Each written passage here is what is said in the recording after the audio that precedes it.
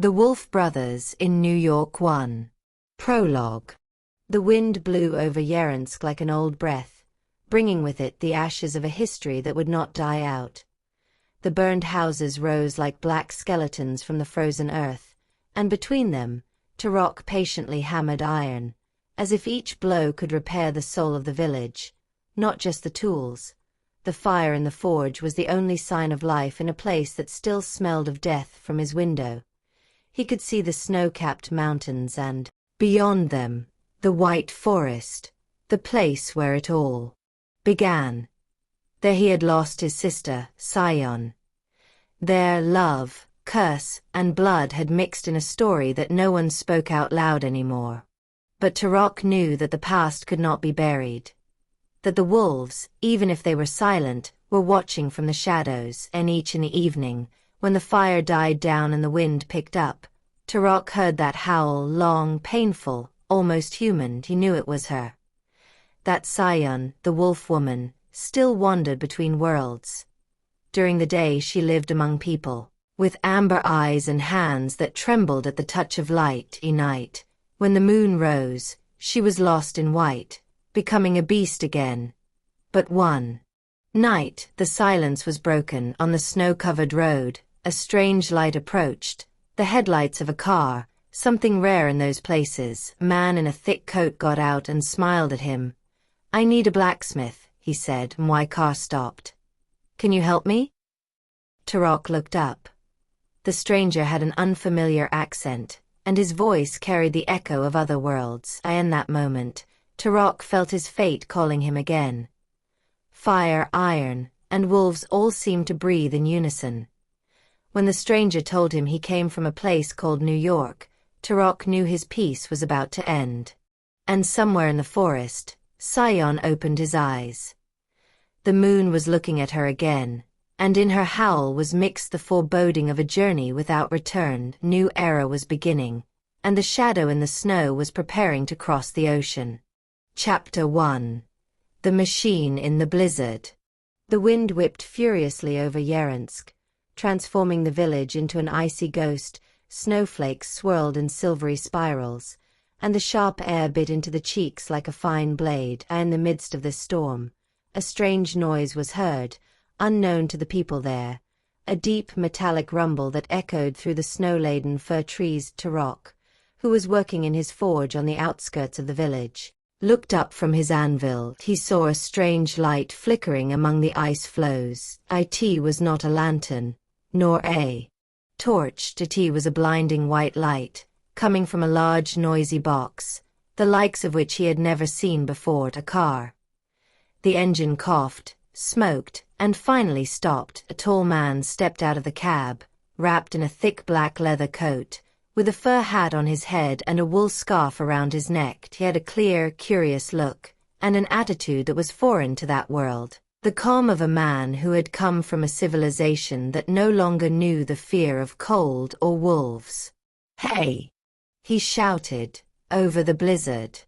"Is anyone here?" Tarak pulled his leather coat over his shoulders and stepped out into the night. His gray-blue eyes shone in the moonlight, and his beard, covered with frost, made him look like an ice statue. "You're stuck," he said simply. "Yes." The engine stopped. "I think something froze. I'm John Smith, from America." The words sounded heavy, unfamiliar, but Tarak understood them well enough. He approached the car and, with a simple glance, seemed to read it. He opened the hood, touched a few wires and smiled briefly. "You brought fire to the heart of the blizzard," he said. "But fire needs air, not ice." With a sure movement, he disassembled a few parts, cleaned them carefully, then took a piece of metal from his pocket, an improvisation, a fragment of wrought iron, perfectly shaped for a grip. In a few minutes, the engine came to life, crackling like a freed animal. John looked at him in amazement. "How did you do that?" "In New York, I need people like you. Mechanics, blacksmiths, good with their hands." Tarak stood up and looked at him without answering. The smoke from the exhaust rose to the sky, mixing with the vapors of his breath. "New York," he repeated slowly, as if he had tasted the name of a foreign god. Yes, the city that never sleeps. Lights, factories, people everywhere, a place where you can build anything. The words echoed in Tarak's mind like a call. Two voices fought within him. One of the blacksmith who loved the silence of the snow, the other of the wolf who longed for the unknown. Maybe you should see the world, John told him, smiling. You have the hands of a master. In America, you could have a real workshop, not just a frozen hut. Tarak didn't answer, he just looked at the forest and the distance. Her howl could be heard, long, melancholy. It was 𝖂𝖏. After John left, leaving him a business card and the promise of a new beginning, Tarak stayed in front of the blacksmith shop for a long time. The snow was melting on his shoulders, and the fire in the hearth was burning smoldering. The words New York burned in his mind night. He couldn't sleep, he tossed and turned in the cold bed, and in his dream he saw his brother, Nuri, running through the forest, and 𝖂𝖏, half woman, half wolf, looking at him with golden eyes. Brother, go, your world is no longer here.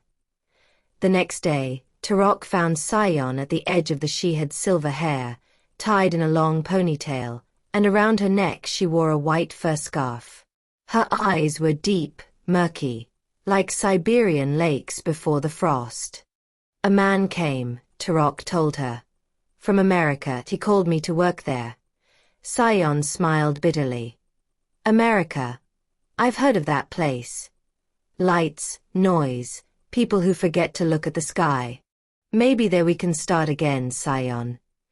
Maybe your curse will be easier to bear far from the place where it was born. She looked at him long, sadly. I can't run from the moon, Tarak. Wherever I go, it finds me. Then come with me, at least you won't be alone. The wind fell silent for a moment, as if the forest had listened to their decision. 𝖂𝖏 closed her eyes, and in her, the desire for peace and fear of herself mingled. But Tarak's voice was firm, warm, human, the anchor that held her in this world.